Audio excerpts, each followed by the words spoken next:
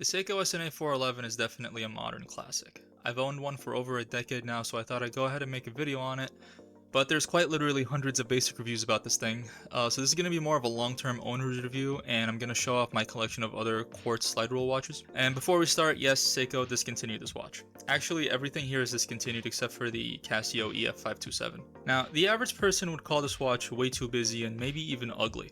I completely disagree, but you have to admit that this isn't a mainstream design, especially compared to your average diver or dress watch. And yet this is still a very popular watch. I think there's two reasons for that. The first is if you're interested in the style of watch, even if you go way high end, you're not going to find anything with dimensions like this.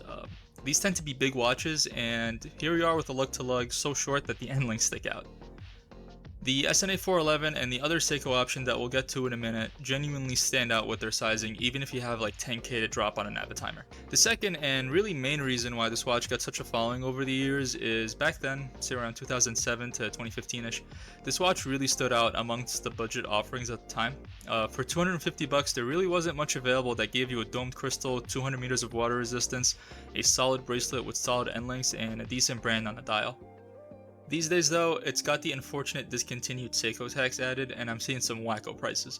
$400 to $500 for the black one. The blue panda one is even more expensive if you can find it, and the gold one just doesn't exist anymore. Speaking of the gold version, I did have the sense to grab one back in the day, even though I don't really do, gold tone watches at all.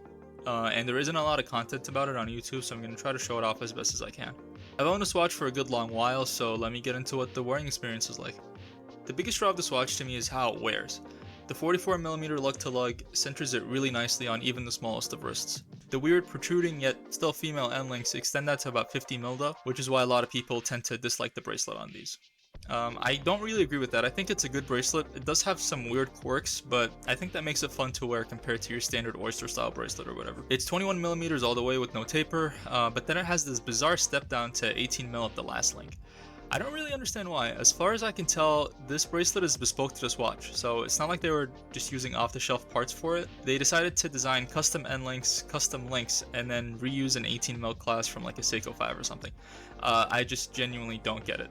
The weirdness doesn't stop here though. The massive step down in size means you only get 2 holes of micro-adjust even if you do replace the clasp, just because the bigger link literally will not fit inside the clasp. The mid links are scored in half, but the way they articulate makes them work functionally as one piece.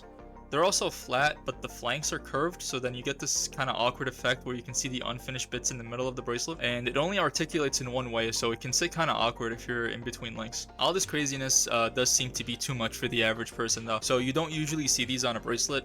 People have tried all kinds of solutions, straight link 21mm bracelets, modding 22mm mesh bracelets down to 21. Various styles of nylon, NATO straps, etc. Back in the day, I actually just ended up curving my own 22mm spring bars so I can use 22mm straps on it. It's ugly, but it works. These days, since I honestly like how unique the bracelet is, I just keep it on that.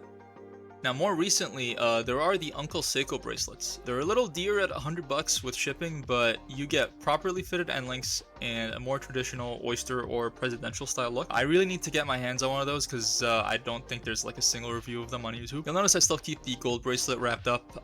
Honestly, I can't pull off the full shiny gold look. I usually just keep this on a basic 21mm leather strap just to tone it down a bit. Speaking of the gold model, I really like how the gilt printing contrasts against the glossy black dial, and it really glows under the right lighting. Combine that with the huge stark white chrono hand and you get a really nice effect. The entire dial, aside from the loom, the date window, and the chrono hand, are gold, so it does give a nice focus on the chronograph function while it's running. It's almost like the rest of the dial disappears. It has a Tissot Gennaro look, and honestly I just kind of go crazy for that. I wish the date window was black to really drive the effect home, but this is a 2000s quartz Seiko. I might be asking for a little bit too much here. And yes, the slide rule is completely useless on the gold one. Overall, I do wish they had this dial and handset in a standard steel case, but this is great as well. In terms of build quality, Seiko QC strikes again. The gold guy has a noticeably loose bezel compared to the black one, and the buttons are quite mushy. They're both made in 2015 if the serial number is anything to go by, so you just gotta love that Seiko commitment to quality. The crown is pretty grippy. It's actually kind of sharp, but the way it's threaded makes it screw in way too tight. so it can actually be a pain to unscrew if you want to set the time and the alarm. Speaking of the alarm, I love this thing. Obviously alarms are useful on their own, but it's completely independently settable, so you can actually use it as like a 12-hour second time zone dial. It's a little bit janky, but I love it when you can squeeze out extra functionality like that. A lot of quartz Seiko chrono movements these days have that absolutely useless 24-hour subdial, and it just drives me up the wall. It has a sweeping chrono hand, but unlike those kind of crappy mecha quartz movements, the minute register takes over on the minute rather than continually running, making it much more accurate to read. You also get a proper lap time function with first and second place. And for the folks that need 2 milligrams of risperidone daily to function, you can start the chronograph while it's resetting, and it's going to continue to keep track of time, so you can stop, reset, and start up again right away. All in all, this is a great watch, and it's a really excellent alternative to the traditional aviation style chronograph design. I really can't recommend it at the current prices though. This just isn't a $500 watch, so it's really no longer that, you know, good budget watch. Thank you Seiko for killing yet another one of your best watches with no proper replacement. But hey, who knows? Maybe you'll get a 45mm shitter with a basic solar movement and that absolute eyesore of a Prospex logo in 2027 for an $800 MSRP. Thanks. I won't spend a lot of time on this one, but this is the quote baby Flightmaster that was available at the same time for about half the price of the SNA 411. Sadly also discontinued, but I think it had enough to make it stand out. The movement's a single hertz ticker, but it has a dedicated 20th of a second subdial and a cool combined 60-minute and 12-hour totalizer at the 6 o'clock. Bracelet is just straight up lifted from a Seiko 5, so Apollo everything. It's a paint to size and it's pretty uncomfortable, so I usually just have it on a NATO strap. These are pretty hard to find these days, just because they weren't as popular as the big brother SNA 411, and they were also discontinued much earlier from what I can tell. It seems like the last production year for the black SNA 411 was around 2020. The gold and blue panda were killed off around 2015, and this guy was also, you know, in that ballpark of 2015, maybe even 2016. So a running theme here is going to be me missing out on alternate colors back when they were available and kicking myself for it a decade later. So I unfortunately missed out on the blue one and also the blue panda for the SNA 411. These days you can only really find like beat up used examples, and sellers want like $300 for them, so F that. For something a little different though, let's look at the non-chrono. Along with the Flightmaster, the Citizen Nighthawk was also a default rack back in the day. This was one of the few options with a genuinely good bracelet. I think pretty much the only watch with a milled out scissor clasp for less than $500 back then. Honestly, even today, I still think this watch is quite relevant. It's got a unique approach to the GMT complication while also being a true GMT in its own right, but it's a one-way GMT, so while the hour hand is independent, it only moves forward. If you're setting it to an earlier time zone, you do have to roll it all the way clockwise, and then moving past midnight will advance the date. So what you want to do is set the date first while it's out of the danger zone, then advance the hour hand. It's definitely a jankier approach compared to the average traveler's GMT, but you get to have an adjustable date, and even nowadays you still can't get a proper true GMT at this price, so I'm gonna give it a pass. So rather than using an external bezel, the slide rule is internal on this, so it does wear a little bit bigger than its 42mm diameter would suggest, but the 47mm lug to lug really brings it back down to actually being quite compact compared to something like your average 42mm Navitimer. The other thing to note when it comes to dimensions is the 22mm lug width. The lugs are also drilled pretty close to the case, so it can limit strap options if you want to take it off the bracelet. With thicker NATO straps, for example, you do have to do the Casio digital thing where you take out the spring bar and then reinstall them on top of the strap to get them to fit. I think most would actually want to keep it on the bracelet though. It's a really good end mill style with solid everything and great articulation. I just have way too many watches on bracelets right now, so I just keep it on this FKM Tropic strap. I've owned this since around 2016. Again, I'm kicking myself for not grabbing the red Havana version. I'm pretty sure that it was a JDM exclusive even back then, so it probably wasn't the easiest for me to get. The applied indices along with the slide rule give this watch a lot of depth, and what this watch lacks in symmetry, it makes up for in contrast. The white hands really stand out even with this crowded dial, so it's still very legible. Now, I was under the impression that this is still in production since it's readily available on Amazon at below MSRP, but it does look like it's discontinued, just going by the Citizen site, so if you want one, I would grab it while you still can. It's a real shame they killed this off because it's a genuine classic from the 2000s, and it honestly has the best build quality of all the watches here. They replaced it with this thing. Quite frankly, it's much uglier. It's weird having both crowns on the same side of the watch, you know, even if you make the argument that being crown side makes the slide rule easier to operate. I really dislike that PVD bezel, and the lugs look like they're drilled even tighter to the case. plus it doesn't come on a bracelet. And of course, the MSRP is much higher than a discontinued watch. All right, what isn't discontinued and is my personal favorite of the lot is this absolute Giga Chad, Casio Edifice EF-527. This is another one that I have some regrets with. Like an absolute fool, I didn't get the gilt dial when it was readily available, just because it didn't come on a bracelet. I vividly remember thinking about buying it on Amazon around 2020-ish, but they're just completely impossible to find now. It's like I'm having a psychotic break and just imagining these color variants. There's a white one from the original run of this watch, I think around 2007, 2008, something like that. But it's also just completely impossible to find these days. And I just keep freaking discovering colors that have just vanished from the face of the earth. Black one never went out of productions 2 decades later though, and it's still proudly listed on the Casio website. It's like an old guard from the era when Edifice was supposed to be competing with Seiko and Citizen for mid-range analog watches. The most recent run has a green model and a blue model. They both come on bracelets. I have them on different straps here just to shake it up a bit. And yeah, this time I wasn't going to let them slip by me, and I have both of them. The blue one is listed on the US Casio site, but it's been out of stock for months now, so it actually might be discontinued.